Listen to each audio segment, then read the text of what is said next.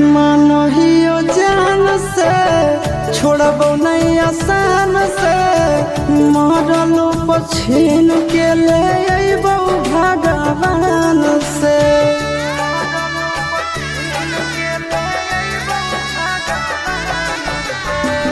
मानहियो जान से छोड़बो नहीं आसान से मरलो पछीन के ले अइबो भगवान से।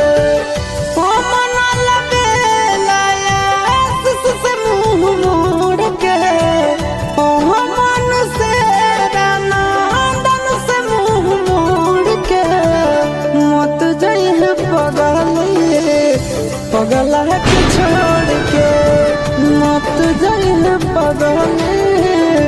पगला के छोड़ के।